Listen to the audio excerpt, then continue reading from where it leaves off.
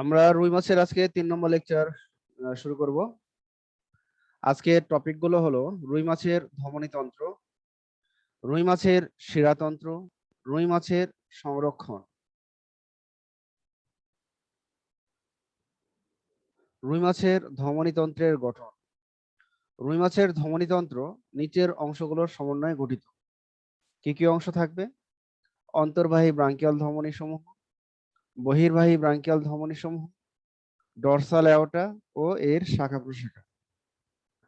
প্রথমে আসবো অন্তর্বাহী ব্রাঙ্কিয়াল ধমনী সমূহ।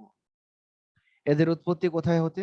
Ventral aorta. ভেন্ট্রাল মানে অঙ্কীয়, অ্যাওর্টা মানে মহাধমনী, অঙ্কীয় মহাধমনী বা ইংলিশে ভেন্ট্রাল অ্যাওর্টা। তাহলে ভেন্ট্রাল অ্যাওর্টা থেকে উৎপন্ন প্রথম, দ্বিতীয়, তৃতীয় ও চতুর্থ জোড়া অন্তর্বাহী ব্রাঙ্কিয়াল ধমনী হৃৎপিণ্ডের কার্বন ডাই অক্সাইড যুক্ত রক্ত খেয়ে যথাক্রমে প্রথম, দ্বিতীয়, তৃতীয় ও চতুর্থ জোড়া ফুলকাতে পাঠাবে। আমরা ছবিতে দেখি। তাহলে এটা হলো ধমনীতন্ত্রের ছবি। আমরা নিচে হৃৎপিণ্ডের ছবিটা সবাই দেখতে পাচ্ছি। তাহলে হৃৎপিণ্ডের ভিতরে আছে কার্বন ডাই অক্সাইড যুক্ত রক্ত, আর এই কার্বন ডাই অক্সাইড যুক্ত রক্ত হৃৎপিণ্ড থেকে প্রথমে গেছে কোথায়? ভেন্ট্রাল অ্যাওর্টা বা অঙ্কীয় মহাধমনীতে, এবং অঙ্কীয় মহাধমনী থেকে শাখা যেগুলো বের হয় সেগুলোর নাম হলো অন্তর্বাহী ব্রাঙ্কিয়াল ধমনী। এবং ভেন্ট্রাল অ্যাওর্টা থেকে মোট 4 জোড়া অন্তর্বাহী ব্রাঙ্কিয়াল ধমনীর সৃষ্টি হয়। আমরা ছবিতে যেহেতু একমাত্রিক চিত্র, এখানে আমরা 4টা দেখব। হ্যাঁ, শুধু এক পাশেরটা দেখবো। তাহলে এটা হলো প্রথম অন্তর্বাহী ব্রাঙ্কিয়াল ধমনী, এটা দ্বিতীয় অন্তর্বাহী ব্রাঙ্কিয়াল ধমনী, তৃতীয় অন্তর্বাহী ব্রাঙ্কিয়াল ধমনী, চতুর্থ অন্তর্বাহী ব্রাঙ্কিয়াল ধমনী। তাহলে আমরা যদি খেয়াল করি, তাহলে এই পাশেও আরেকটা আছে, এই পাশেও আরেকটা, এই পাশেও আরেকটা, এই পাশেও আরেকটা। তাহলে ফুলকা হলো মোট 4 জোড়া। ঠিক একই রকম ভাবে ভেন্ট্রাল অ্যাওর্টা থেকে সৃষ্টি হয় মোট 4 জোড়া অন্তর্বাহী ব্রাঙ্কিয়াল ধমনী। তাহলে এই অন্তর্বাহী ব্রাঙ্কিয়াল ধমনীগুলো কি করছে? কার্বন ডাই অক্সাইড যুক্ত রক্ত হৃৎপিণ্ড থেকে সংগ্রহ করে প্রথম অন্তর্বাহী ব্রাঙ্কিয়াল ধমনী প্রথম জোড়া ফুলকায় রক্ত পাঠাবে, দ্বিতীয় জোড়া অন্তর্বাহী ব্রাঙ্কিয়াল ধমনী দ্বিতীয় জোড়া ফুলকাতে রক্ত পাঠাবে, তৃতীয় জোড়া অন্তর্বাহী ব্রাঙ্কিয়াল ধমনী তৃতীয় জোড়া ফুলকাতে রক্ত পাঠাবে, চতুর্থ জোড়া অন্তর্বাহী ব্রাঙ্কিয়াল ধমনী চতুর্থ জোড়া ফুলকায় কার্বন ডাই অক্সাইড যুক্ত রক্ত পাঠাবে। তাহলে এইভাবে আমরা অন্তর্বাহী ব্রাঙ্কিয়াল ধমনী আমরা শেষ করব। তাহলে আমরা অন্তর্বাহী ব্রাঙ্কিয়াল ধমনীর রক্ত প্রবাহের গতিপথ এটাকে আমরা বুঝলাম। তাহলে অন্তর্বাহী ব্রাঙ্কিয়াল ধমনী, হ্যাঁ, অন্তর্বাহী ব্রাঙ্কিয়াল ধমনী কোথায় থেকে কোথায় রক্ত নিয়ে যাবে?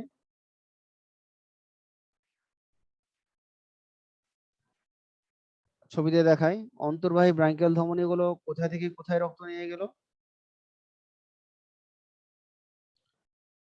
অন্তর্বাহী ব্রাঙ্কিয়াল ধমনী গুলো কোথায় রক্ত পেল? ভেন্ট্রাল অ্যাওর্টা থেকে। ভেন্ট্রাল অ্যাওর্টা কোথায় রক্ত পেল? হৃৎপিণ্ড থেকে। তাহলে আমরা বলতে পারি অন্তর্বাহী ব্রাঙ্কিয়াল ধমনী গুলো কি করতেছে? হৃৎপিণ্ডের কার্বন ডাই অক্সাইড যুক্ত রক্ত খেয়ে বহন করে ফুলকাতে পাঠাচ্ছে। তাহলে হৃৎপিণ্ড হলো প্রধান রক্ত সংবহন অঙ্গ, আর ফুলকা হলো শোষণ অঙ্গ, শ্বাস শ্বাস প্রশ্বাসের অঙ্গ।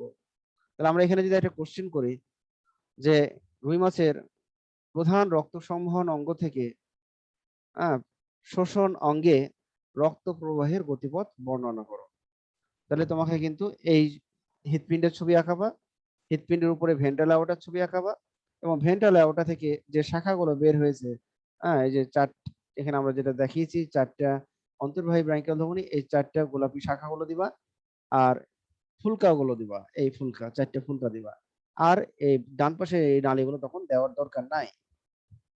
ঠিক আছে? এরপরে আমরা আসবো বহির্বাহী ব্রাঙ্কিয়াল ধমনী সমূহ। প্রথম, দ্বিতীয়, তৃতীয়, চতুর্থ জোড়া ফুলকা হতে যথাক্রমে প্রথম, দ্বিতীয়, তৃতীয় ও চতুর্থ জোড়া বহির্বাহী ব্রাঙ্কিয়াল ধমনী বের হয়। আমরা সবাই জানি যে রুই মাছ তার ফুলকার সাহায্যে পানির দ্রবীভূত অক্সিজেনকে ব্যাপনের মাধ্যমে গ্রহণ করে। তাহলে ফুলকায় অক্সিজেন আছে, ব্যাপনের মাধ্যমে সংগ্রহ করবে, এবং এই 4 জোড়া বহির্বাহী ব্রাঙ্কিয়াল ধমনীগুলো অক্সিজেন যুক্ত রক্ত বহন করে ল্যাটেরাল আওর্টাতে পাঠাবে। ঠিক আছে? ল্যাটেরাল আওর্টাতে পাঠাবে। আমরা ছবিতে দেখি, তাহলে আমরা আরো ক্লিয়ার হব। তাহলে আমরা এখানে দেখতে পাচ্ছি যে এই ফুলকায় আছে অক্সিজেন, এবং এই অক্সিজেন গুলো ব্যাপনের মাধ্যমে কোথায় যাবে? এটা হলো বহির্বাহী ব্রাঙ্কিয়াল ধমনী। এদিকে আছে কয়টা? 4টা। এটা হলো প্রথম, এটা দ্বিতীয়, এটা তৃতীয় এবং এটা চতুর্থ। তাহলে 4টা বহির্বাহী ব্রাঙ্কিয়াল ধমনী। আসলে থাকে মোট 4 জোড়া বহির্বাহী ব্রাঙ্কিয়াল ধমনী। তাহলে এটা আমরা এই পাশে আরেকটা নালী দেখতে পাচ্ছি, এটা হলো ল্যাটেরাল অ্যাওর্টা। আর এখানে 3টা হ্যাঁ শাখা দেখতে পাচ্ছি, এ শাখা, এই শাখা, এই শাখা। আসলে আমরা ধরে নিতে হবে যে এই 4টে ফুলকার ওই পাশে আরো 4টে ফুলকা আছে। তো ওই ফুলকা থেকে আগত এটা হলো আরেকটা প্রথম বহির্বাহী ব্রাঙ্কিয়াল ধমনীর শাখা এখানে এসে যুক্ত হবে।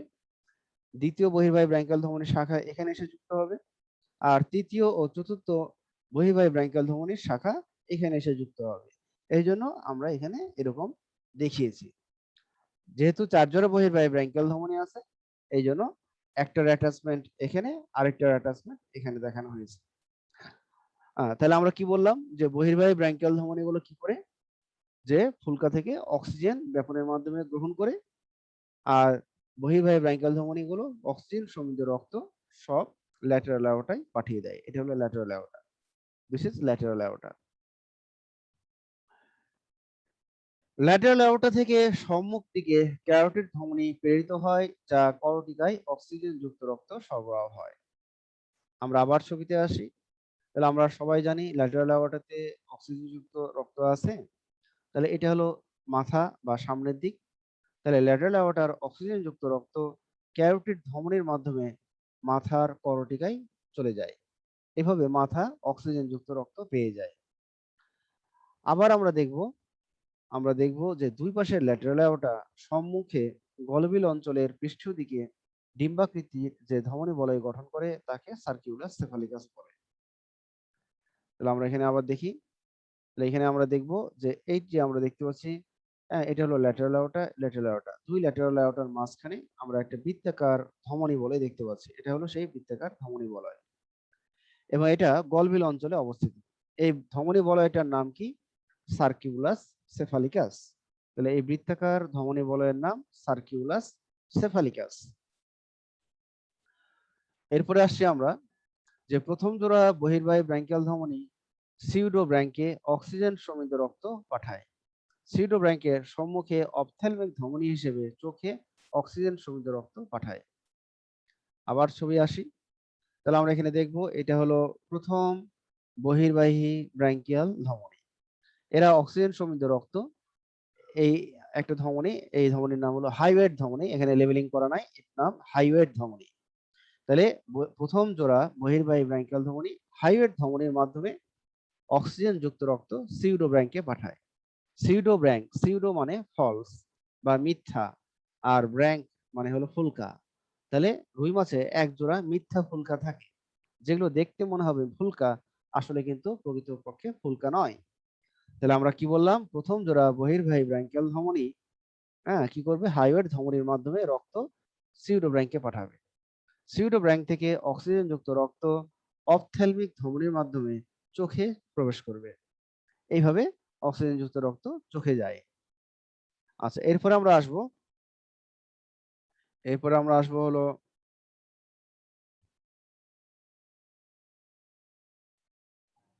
Dorsal aorta.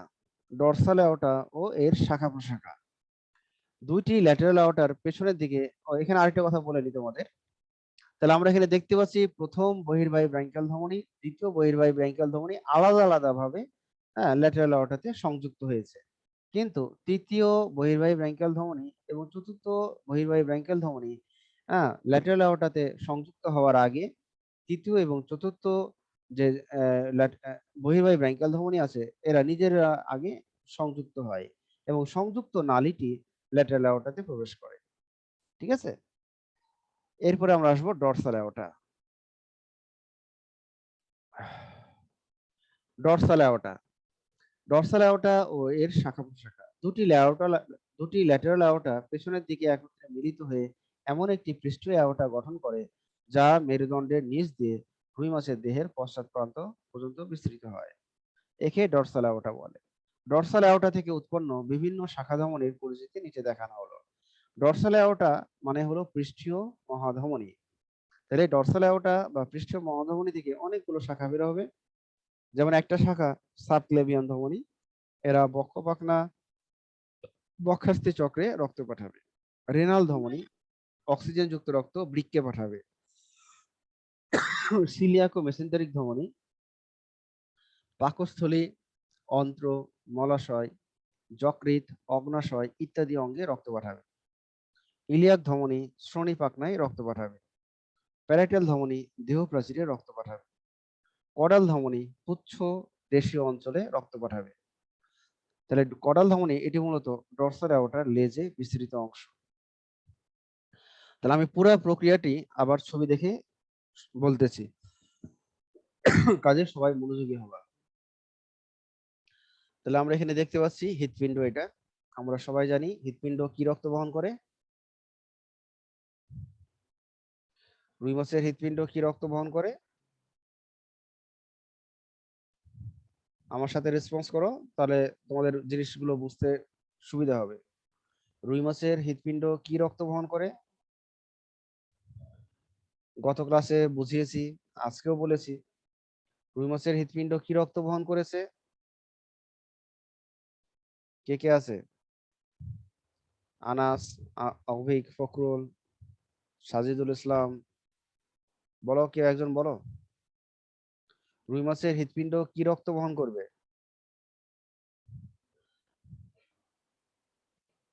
আচ্ছা, আমি বলে দিই।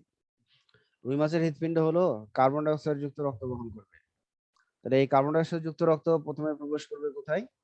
হৃৎপিণ্ড থেকে প্রবেশ করবে ভেন্ট্রাল অ্যাওর্টায়। ভেন্ট্রাল অ্যাওর্টা, যদিও আমরা বলছি এটা অঙ্কীয় মহাধমনী, কিন্তু রুই মাছের অঙ্কীয় মহাধমনী অক্সিজেন যুক্ত রক্ত বহন করছে না। এরা হৃৎপিণ্ড থেকে পাচ্ছে কার্বন ডাই অক্সাইড যুক্ত রক্ত। তাহলে ভেন্ট্রাল অ্যাওর্টা থেকে আবার কতগুলো শাখা বের হবে। এই শাখাগুলোর নাম হলো অন্তর্বাহী ব্রাঙ্কিয়াল ধমনী। তাহলে ভেন্ট্রাল অ্যাওর্টার কার্বন ডাই অক্সাইড যুক্ত রক্ত প্রথম অন্তর্বাহী ব্রাঙ্কিয়াল ধমনী প্রথম জোড়া ফুলকাতে রক্ত পাঠাবে। দ্বিতীয় জোড়া বহির্বাহী অন্তর্বাহী ব্রাঙ্কিয়াল ধমনী দ্বিতীয় জোড়া ফুলকাতে রক্ত পাঠাবে। তৃতীয় জোড়া অন্তর্বাহী ব্রাঙ্কিয়াল ধমনী তৃতীয় জোড়া ফুলকায় রক্ত পাঠাবে। চতুর্থ জোড়া অন্তর্বাহী ব্রাঙ্কিয়াল ধমনী চতুর্থ জোড়া ফুলকায় কার্বন ডাই অক্সাইড সমৃদ্ধ রক্ত পাঠাবে। তাহলে এইভাবে অন্তর্বাহী ব্রাঙ্কিয়াল ধমনী তার কাজ শেষ করবে। এবার আসবো বহির্বাহী। 4 জোড়া ফুলকা আছে আমরা জানি। 4 জোড়া ফুলকা থেকে 4 জোড়া বহির্বাহী ব্রাঙ্কিয়াল ধমনীর সৃষ্টি হবে। হ্যাঁ, এবং এই বহির্বাহী ব্রাঙ্কিয়াল ধমনীর সংযোগস্থল কোথায়? Lateral aorta. আমরা এখানে দেখতে পাচ্ছি প্রথম এবং দ্বিতীয় বহির্বাহী ব্রাঙ্কিয়াল ধমনী এগুলো সরাসরি ল্যাটেরাল অ্যাওর্টাতে যুক্ত, কিন্তু তৃতীয় এবং চতুর্থ বহির্বাহী ব্রাঙ্কিয়াল ধমনী ল্যাটেরাল অ্যাওর্টায় যুক্ত হওয়ার আগে নিজেরাই একটা সংযুক্ত নালী তৈরি করে, সেই সংযুক্ত নালী ল্যাটেরাল অ্যাওর্টাতে প্রবেশ করে। তাহলে আমরা এখন আসবো যে প্রথম জোড়া যে বহির্বাহী ব্রাঙ্কিয়াল ধমনী আছে, এরা হাইওয়েড ধমনী হয়ে সিউডোব্রাঙ্কে অক্সিজেন যুক্ত রক্ত পাঠায়। তাহলে প্রথম বহির্বাহী ব্রাঙ্কিয়াল ধমনী কিভাবে অক্সিজেন পাবে? ফুলকা থেকে অক্সিজেন ব্যাপনের মাধ্যমে এই বহির্বাহী ব্রাঙ্কিয়াল ধমনীগুলো রক্ত পেয়ে থাকে। এইভাবে প্রথম বহির্বাহী ব্রাঙ্কিয়াল ধমনী সিউডো ব্রাঙ্কে রক্ত পাঠাবে। কার মাধ্যমে রক্ত পাঠাবে? প্রথম বহির্বাহী ব্রাঙ্কিয়াল ধমনী থেকে আসবে হাইওয়েড ধমনী। হাইওয়েড ধমনী থেকে, এটা হলো হাইওয়েড ধমনী, হাইওয়েড ধমনী থেকে অক্সিজেন যুক্ত রক্ত সিউডো ব্রাঙ্কে যাবে। সিউডো ব্রাঙ্ক থেকে রক্ত অপথ্যালমিক ধমনী হয়ে চোখে চলে যাবে। আচ্ছা, এখানে আমরা আরেকটা জিনিস দেখব যে দুই পাশের যে ল্যাটেরাল অ্যাওর্টা আছে, এই ল্যাটেরাল অ্যাওর্টা আর এই ল্যাটেরাল অ্যাওর্টা, দুই পাশের ল্যাটেরাল অ্যাওর্টা রুই মাছের গলবিলের পৃষ্ঠদেশে একটা বৃত্তাকার ধমনী বলয় গঠন করে, যার নাম সার্কিউলাস সেফালিকাস।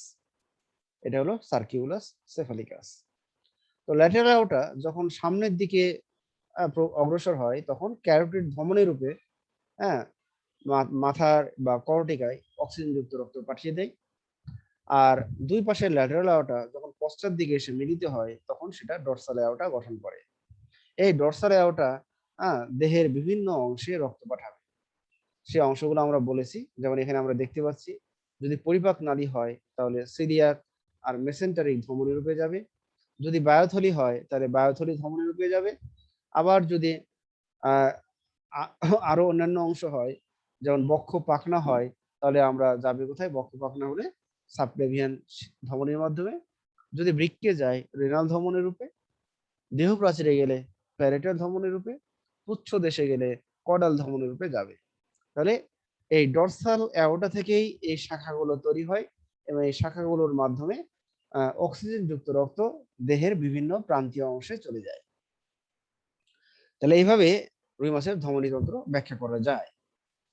তাহলে আমি পুরা এটা ধমনী তন্ত্রটা আবার ছবি দেখে বুঝাই দিলাম। হ্যাঁ, তোমরা কি সবাই বুঝতে পেরেছো? তোমরা রেসপন্স করছো না, এখন তোমরা ওখানে আসো কি নাই সেটাও বোঝা যাচ্ছে না। হ্যাঁ, রেসপন্স করবা। এই জন্য আমরা বলি যে সবাই ভিডিওটা চালু রাখবা। ভিডিওটা চালু রাখলে বোঝা যায় যে তোমরা আসো।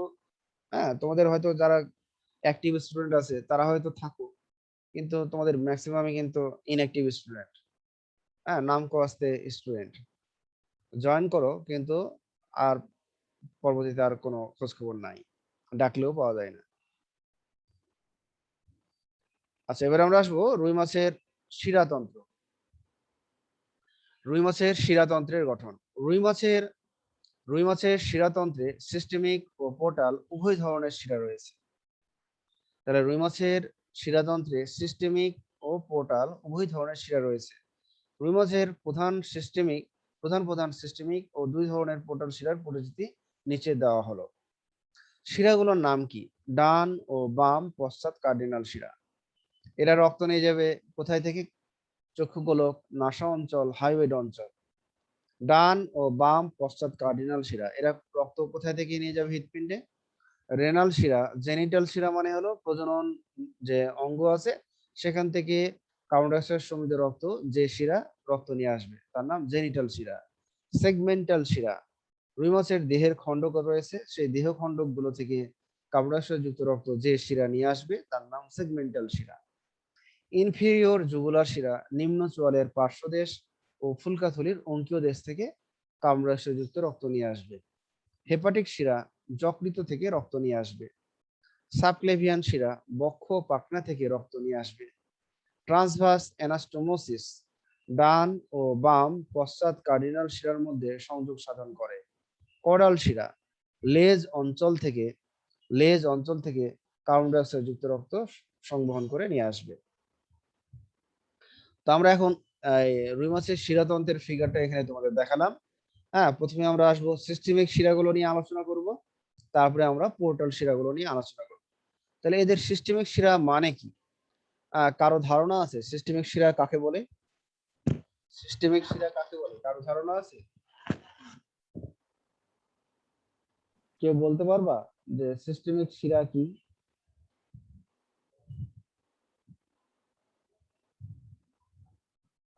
আচ্ছা, সবাই মনোযোগ দিয়ে শোনো, সিস্টেমিক শিরা কাকে বলে? যে রক্তনালী শুধু কার্বন ডাই অক্সাইড যুক্ত রক্ত বহন করে এবং দেহের উৎপন্ন কার্বন ডাই অক্সাইড যুক্ত রক্তকে সরাসরি হৃৎপিণ্ডে পাঠায়, তাকে আমরা বলবো সিস্টেমিক শিরা। তাহলে সিস্টেমিক শিরাগুলো কি কি? আমরা একটু আগেই দেখলাম ফিগার, 1 নম্বর, 2 নম্বর, 3 নম্বর, 4 নম্বর, 4 নম্বর, 5 নম্বর, 6 নম্বর, 7 নম্বর। তাহলে এই 60টা শিরা, এগুলো সবই কিন্তু সিস্টেমিক শিরা। তাহলে এরা কি করবে? এরা রক্ত কোথা থেকে নিয়ে আসবে? এরা দেহের বিভিন্ন অঙ্গ থেকে রক্ত নিয়ে আসবে এবং হৃৎপিণ্ডে রক্তটা পাঠাবে। আমরা এবার এই শিরাগুলোর কাজ দেখি। তাহলে আমরা প্রথমে কি শিরা বলেছিলাম? প্রথমে বলেছিলাম ডান ও বাম সম্মুখ কার্ডিনাল শিরা। এটা একটু দেখি। তাহলে এটা হলো ডান সম্মুখ কার্ডিনাল শিরা, এটা হলো বাম সম্মুখ কার্ডিনাল শিরা। তাহলে এরা কোথা থেকে রক্ত নিয়ে আসবে? আমরা একটু আগে বলেছিলাম চক্ষু গোলক, নাসা অঞ্চল, হাইওয়েড অঞ্চল। তাহলে এই ডান এবং বাম সম্মুখ কার্ডিনাল শিরা কোথা থেকে নিয়ে আসবে? যে নাসা অঞ্চল থেকে নিয়ে আসবে, তারপর হলো চক্ষু গোলক থেকে রক্ত নিয়ে আসবে, হাইওয়েড অঞ্চল থেকে কার্বন ডাই অক্সাইড যুক্ত রক্ত বহন করে ডাক্টাস কুভিয়ে, এটা হলো ডাক্টাস কুভিয়ে, এই নালীটার নাম ডাক্টাস কুভিয়ে। এদিকে একটা ডাক্টাস কুভিয়ে আছে, এই পাশেও একটা ডাক্টাস কুভিয়ে আছে। তাহলে বাম এবং ডান সম্মুখ কার্ডিনাল শিরা দেহের সামনের অংশ অর্থাৎ হাইওয়েড নাসা অঞ্চল, হ্যাঁ, তারপর চক্ষু গোলক, এগুলো থেকে রক্ত, কার্বন ডাই অক্সাইড যুক্ত রক্ত ডাক্টাস কুভিয়েতে নিয়ে আসে। এবার আমরা আসবো ডান ও বাম পশ্চাৎ কার্ডিনাল শিরা। আমরা সব নিচে চলে যাই, সব নিচে আমরা দেখতে পাবো পডাল শিরা। পডাল শিরা যখন ডান বৃক্কে প্রবেশ করে তখন সেই শিরার শাখাটা হয়ে যায় ডান পশ্চাৎ কার্ডিনাল শিরা। আবার যখন বাম শাখাটা বাম বৃক্কে প্রবেশ করে তখন সেটা রেনাল পোর্টাল শিরা গঠন করে। তাহলে আমরা ডান শাখাটার দিকে তাকাই। হ্যাঁ, পডাল শিরার ডান শাখা যেটা ডান বৃক্কে প্রবেশ করেছে সেটা ডান পশ্চাৎ কার্ডিনাল শিরা রূপে উপরের দিকে চলে যাচ্ছে এবং যাওয়ার পথে এখানে কতগুলো খণ্ডকীয় শিরা থেকে রক্ত কালেক্ট করবে। তাহলে এগুলোকে বলা হচ্ছে খণ্ডকীয় শিরা। হ্যাঁ, এই যে আমরা পার্শ্ব দিয়ে যেগুলো দেখাচ্ছি এগুলো হলো খণ্ডকীয় শিরা। এই খণ্ডকীয় শিরা কার্বন ডাই অক্সাইড যুক্ত রক্ত কোথায় নিয়ে আসবে? ডান পশ্চাৎ কার্ডিনাল শিরাতে নিয়ে আসবে এবং ডান পশ্চাৎ কার্ডিনাল শিরা এইভাবে সামনের দিকে অগ্রসর হয়ে নিয়ে যাবে কোথায়? ডাক্টাস কুভিয়ে। এভাবে কার্বন ডাই অক্সাইড যুক্ত রক্ত কালেক্ট করবে। এবার আসি আমরা পডাল শিরার বাম শাখা বাম বৃক্কে প্রবেশ করেছে।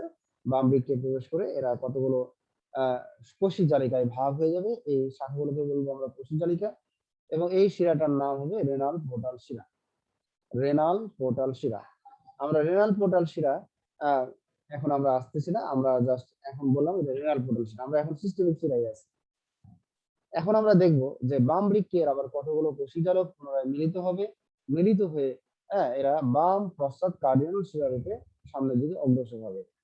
বাম পশ্চাৎ কার্ডিনাল শিরা সামনের দিকে যখন অগ্রসর হবে তখন বাম পাশের যে খণ্ডকীয় শিরা আছে তারা কার্বন ডাই অক্সাইড যুক্ত রক্ত গ্রহণ করে বাম পশ্চাৎ কার্ডিনাল শিরাতে নিয়ে আসবে।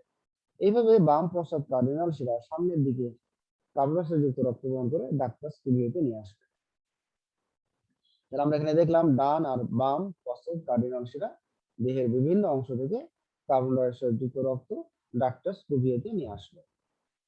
এরপর আমরা এখানে দেখব ইনফিরিয়র জুগুলার শিরা। ইনফেরিয়র জুগুলার শিরা এরা কোথা থেকে রক্ত নিয়ে আসবে? নিম্নচোয়াল এবং ফুলকা থলির অঙ্কুদেশ। তাহলে আমরা এখানে দেখবো এই যে উপরের দিকে দেখতে পাচ্ছি বাম ইনফেরিয়র, এটা হলো ডান ইনফেরিয়র জুগুলার শিরা। এগুলো যথাক্রমে আমরা একটু আগে অঙ্গগুলোর নাম বললাম। এটা হলো নিম্নচোয়ালের পার্শ্বদেশ আর এটা হলো ফুলকা থলির অঙ্কুদেশ থেকে কার্বন ডাই অক্সাইড যুক্ত রক্ত গ্রহণ করে ডাক্টাস কুভিয়েতে নিয়ে আসবে। এরপরে হেপাটিক শিরা, এটা হলো যকৃৎ, আর এটা হলো হেপাটিক শিরা। তাহলে যকৃৎ থেকে কার্বন ডাই অক্সাইড যুক্ত রক্ত হেপাটিক শিরার মাধ্যমে ডাক্টাস কুভিয়েতে আসবে। এইভাবে সব রক্তগুলোই আস্তে আস্তে কিন্তু ডাক্টাস কুভিয়েতে আসছে। সাবক্লেভিয়ান, এখানে আমরা আরেকটা শিরা দেখবো সাবক্লেভিয়ান। এই সাবক্লেভিয়ান নিয়ে আসবে বক্ষ পাখনা থেকে। বক্ষ পাখনা থেকে কার্বন ডাই অক্সাইড যুক্ত রক্ত গ্রহণ করে সাবক্লেভিয়ান শিরা ডাক্টাস কুভিয়েতে রক্ত নিয়ে আসবে। আর কি কি আছে? আর আছে হলো ট্রান্সভার্স অ্যানাস্টোমোসিস পডাল শিরা। ট্রান্সভার্স অ্যানাস্টোমোসিস, তাহলে ডান আর বাম পশ্চাৎ কার্ডিনাল শিরা একটা আড়াআড়ি একটা বা একটা অনুপ্রস্থ একটা শিরা দ্বারা যুক্ত থাকে যার নাম ট্রান্সভার্স অ্যানাস্টোমোসিস। এরপরে আসবো পডাল শিরা। তাহলে পডাল শিরার রক্ত কে নিয়ে আসছে? পডাল শিরার রক্ত এই ডান পশ্চাৎ কার্ডিনাল শিরার মাধ্যমে হৃৎপিণ্ডের যে কাছাকাছি রক্তনালী ডাক্টাস কুভিয়েতে রক্ত নিয়ে আসবে। তাহলে আমরা এখানে যতগুলো রক্তনালী দেখলাম, 7টা যে রক্তনালী দেখলাম, এই 7 প্রকারের রক্তনালী কিন্তু সবাই রক্ত নিয়ে আসলো ডাক্টাস কুভিয়েতে। ডাক্টাস কুভিয়ে হলো হৃৎপিণ্ডের কাছাকাছি রক্তনালী। এই রক্তনালী অর্থাৎ ডাক্টাস কুভিয়ের মাধ্যমে হৃৎপিণ্ডের সাইনাস ভেনোসিসে কার্বন ডাই অক্সাইড যুক্ত রক্ত প্রবেশ করে। তাহলে এইভাবে আমরা সিস্টেমিক শিরা জানলাম। এইভাবে আমরা আসবো পোর্টাল শিরা। তাহলে রুই মাছে 2 ধরনের পোর্টাল শিরা আছে, একটা হেপাটিক পোর্টাল শিরা আর একটা রেনাল পোর্টাল শিরা। তোমাদের এর আগে বলেছিলাম যে পোর্টাল শিরা কাকে বলে। পোর্টাল শিরা হলো যে দেহের কিছু অঙ্গ থেকে উৎপন্ন কার্বন ডাই অক্সাইড যুক্ত রক্ত গ্রহণ করে এই রক্তনালীগুলো সরাসরি হৃৎপিণ্ডে রক্ত না পাঠিয়ে মাধ্যমিক কোনো অঙ্গে যখন রক্ত পাঠায় তখন এই ধরনের রক্তনালীগুলোকে পোর্টাল রক্তনালী বলা হবে বা পোর্টাল শিরা বলা হবে। তাহলে আমরা এখানে দেখবো হেপাটিক পোর্টাল শিরা। তাই হেপাটিক পোর্টাল শিরা এরা রক্ত নিয়ে আসবে কোথা থেকে? পরিপাক তন্ত্র থেকে। বা পৌষ্টিকতন্ত্র থেকে, পৌষ্টিকতন্ত্রের কোষী তালিকা থেকে উৎপন্ন হয়ে এই শিরাটি যকৃতে রক্ত নিয়ে আসবে। আমরা ছবিতে যাই, তাহলে আমরা এখানে দেখতে পাচ্ছি কোডাল শিরার একটা শাখা, এটা হলো হেপাটিক পোর্টাল শিরা। এই শিরাটা হলো হেপাটিক পোর্টাল শিরা। হ্যাঁ, তাহলে হেপাটিক পোর্টাল শিরা এরা রক্ত নিয়ে কোথায় যাবে? এরা যকৃতে প্রবেশ করবে। হ্যাঁ, যকৃতে প্রবেশ করবে, এরা কিন্তু হৃৎপিণ্ডে গেল না। তাহলে কার্বন গ্রহণ করে কোথায় নিয়ে গেল? যকৃতে। যকৃত হলো মাধ্যমিক অঙ্গ, এবং সেখানে প্রবেশ করে এরা কোষী জারকে ভাগ হয়ে যায়।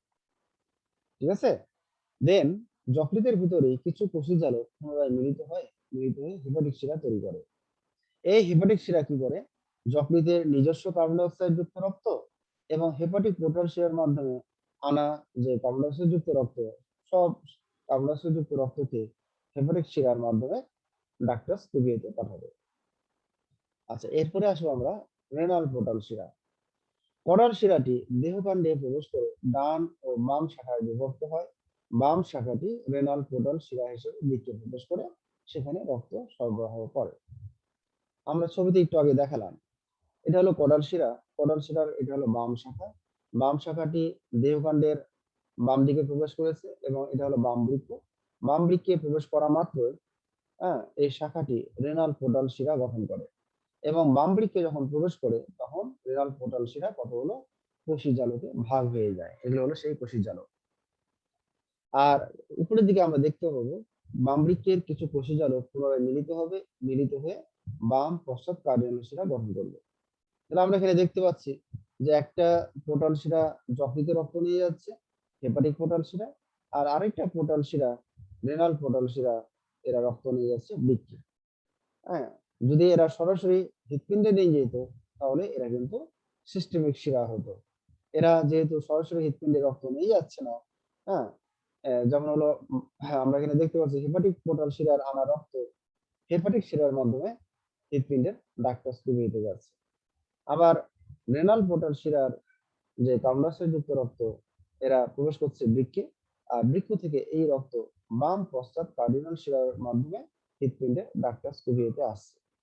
এটা কিন্তু সরাসরি আসতেছে না, হ্যাঁ, ভায়া হয়ে আসতেছে। এই জন্য এটা হলো পোর্টাল শিরা। তাহলে আমরা কি শিরাতন্ত্র সবাই বুঝলাম?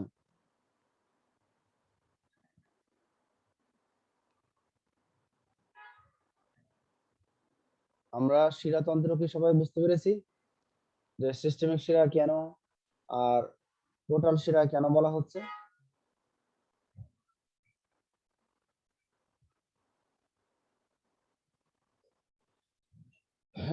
এরপর আমাদের পরবর্তী টপিক রুই মাছের সংরক্ষণ।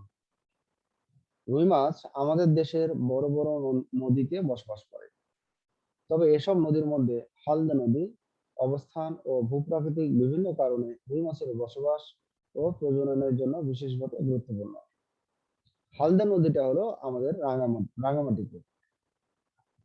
হালদা নদী শুধু আমাদের দেশি নদী হিসেবে গুরুত্বপূর্ণ নয়, এটি বাংলাদেশের একমাত্র জোয়ার ভাটার নদী, যেখান থেকে মাছ চাষিরা পোনার বদলে নিষিক্ত ডিম সংগ্রহ করে নিয়ে যায়। হালদা নদীকে জিন ব্যাং সমৃদ্ধ মৎস্যভূমি বলা হয়। তাহলে হালদা নদীর যে পানি, সেখানে পানির যে পিএইচ, পানির যে আপেক্ষিক গুরুত্ব, পানির অম্লতা, ক্ষারকত্ব, ঠিক আছে, বা পানির যে অন্যান্য পানিতে যে অন্যান্য এলিমেন্ট, যে খনিজ উপাদানগুলো থাকার কথা, সেগুলো কিন্তু সবই হালদা নদীর পানিতে আল্লাহ প্রদত্ত বিদ্যমান। এই কারণে হালদা নদীর পানিটা রুই মাছের বর্ধনের জন্য, রুই মাছের ডিম ছাড়ার জন্য খুবই গুরুত্বপূর্ণ, এবং প্রজননের জন্য রুই মাছের আহ প্রজননের জন্য হালদা নদীর পানিটা খুবই উৎকৃষ্ট মানের, এবং এটা হলো প্রাকৃতিক। হ্যাঁ, হালদা নদী নদী যেহেতু, এটা হলো প্রাকৃতিক সংরক্ষণ।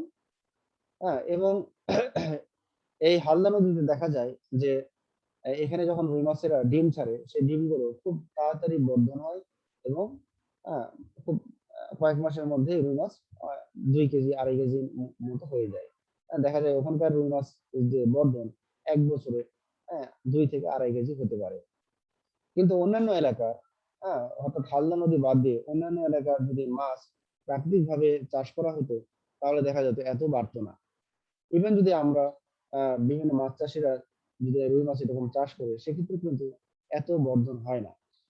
হ্যাঁ, তাহলে আল্লাহ প্রদত্ত এই রুই মাছের যে চাষের জন্য বা বর্ধনের জন্য, হ্যাঁ, এই যে হালদা নদীর যে পানির গুণাগুণ সেটা খুবই উৎকৃষ্ট মানের। এই কারণে হালদা নদীকে বলা হচ্ছে জিন ব্যাং সমুদ্র মৎস্যখনি। এবং ওটা হলো কিন্তু অভয়ারণ্য। যখন রুই মাছ ডিম ছাড়বে, অর্থাৎ জুন জুলাই আগস্ট, হ্যাঁ, এই 3 মাস এরা সাধারণত প্রজননের সাথে রিলেটেড। তাহলে এই 3 মাস ওখানে মাছ ধরা বা পোনা সংগ্রহ করা নিষিদ্ধ।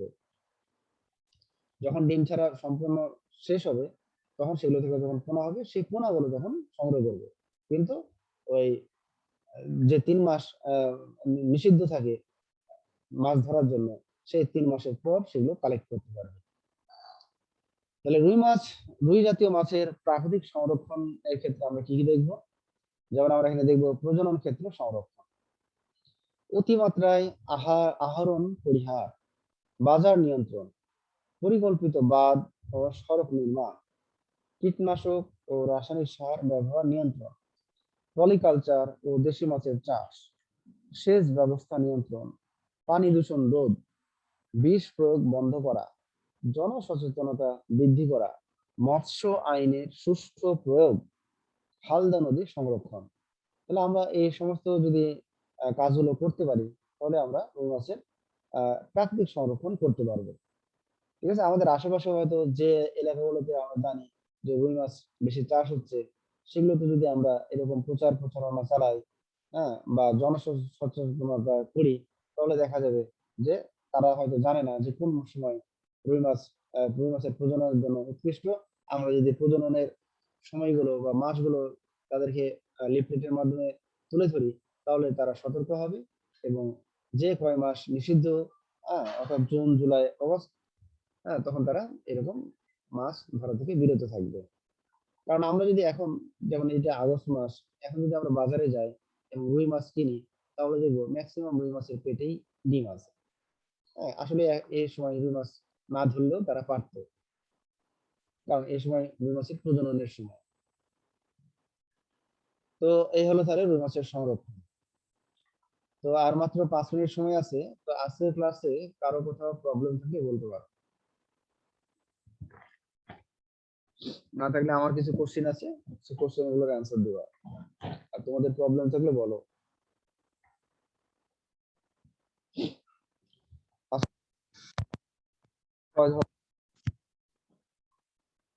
যারা পারবা, রুই মাছের মহাধমনী কয় ধরনের? ছবিটা বের করি, বের করে উত্তর দাও। ছবি দেখে বলো। রুই মাছের মহাধমনী, কে বলবো? ফখরুল বলবো নাকি? রুই মাছের মহাধমনী কয় ধরনের? মহাধমনীর ইংলিশ কি?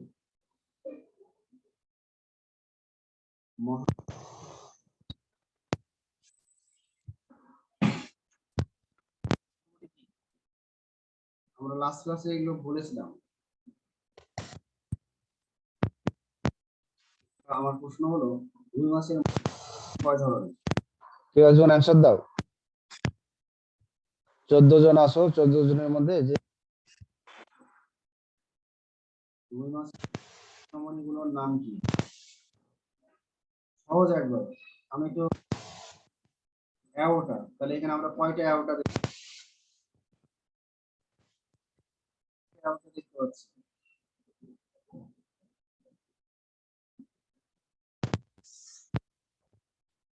ছবি এই যে আমার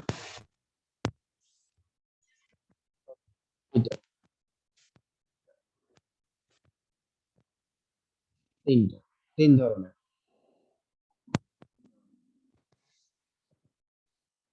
মহাশিরা কয়টা?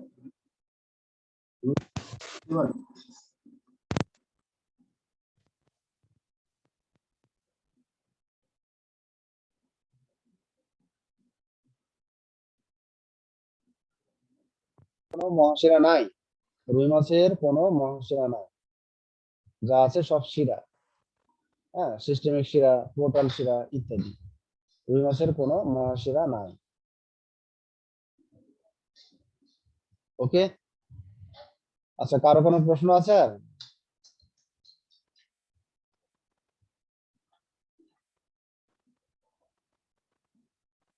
আচ্ছা বলো দেখি, রুই মাছের পোর্টাল শিরা কয় ধরনের? রুই মাছের পোর্টাল শিরা কয় ধরনের? ছবি দেখেই বলো।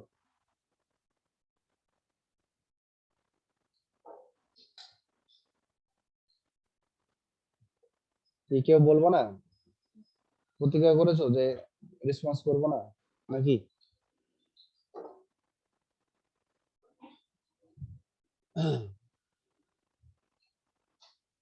বলো দেখি কেউ, রুই মাছের রুই মাছের পোর্টাল শিরা কয় ধরনের? আজকের ক্লাসেরই পড়া। দুই ধরনের, একটা হলো রেনাল পোর্টাল শিরা আর একটা হলো হেপাটিক পোর্টাল শিরা। ঠিক আছে, রুই মাছের পোর্টাল শিরা দুই ধরনের, রেনাল পোর্টাল শিরা, হেপাটিক পোর্টাল শিরা। রেনাল পোর্টাল শিরা রক্ত নিয়ে যাবে বৃক্কে, আর হেপাটিক পোর্টাল শিরা রক্ত নিয়ে যাবে যকৃতে। তো ঠিক আছে, সবাই ভালো থাকো, খোদা হাফেজ। এখানে ক্লাস শেষ করছি।